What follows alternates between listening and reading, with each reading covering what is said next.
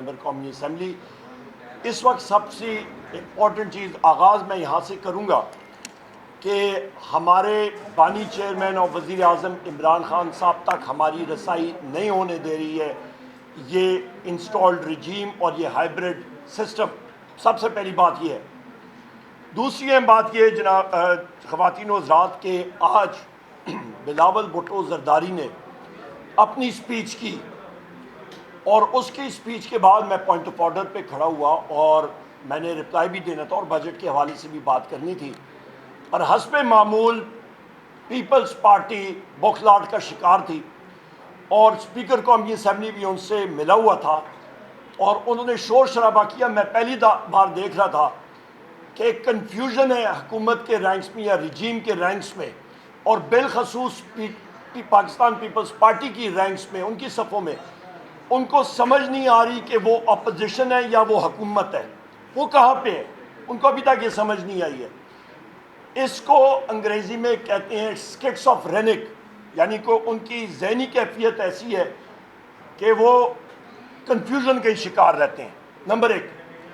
Number دو, بلاول زرداری کی میں جو سپیچ سن رہا تھا کہ ہم ایک دن ادھر گئے تو ایک دن ادھر گئے, تو وہ ایک ناول ہے 90 ڈیز اراؤنڈ دا ورلڈ, 90 دن دنیا کی سیر.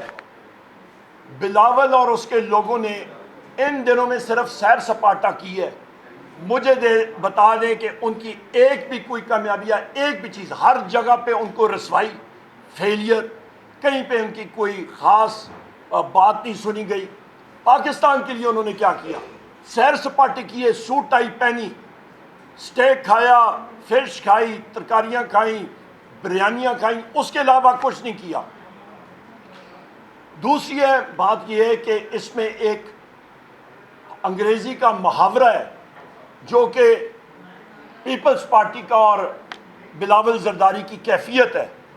اس کو کہتے ہیں running with the hare and hunting with the hound. ان کو سمجھ نہیں آ رہی کہ ہمارا موقف کیا ہے. سب سے اہم بات یہ کہ کل فائنینس کمیٹی بھی میں نے بات کی اور میں نے وہاں پہ منسٹر آف اسٹیٹ سے یہ پوچھا کہ یہ موجودہ بجٹ جو پیش کیا گیا ہے یہ اس وقت جو میں بات کہتا تھا کہ یہ ڈیڈ آن ارائیول بجٹ ہے, اور اس کا اسرائیل نے جو ایران پہ حملہ کیا اور بالخصوص جو امریکہ کا ایکٹ تھا حملہ کرنے کا جس کو ہم نے شدید ترین الفاظ میں کنڈیم کیا ایران پہ, اس کے بعد تو اس کا سرٹیفکیٹ بھی نکل گیا اور وہ اٹیسٹ بھی ہو گیا.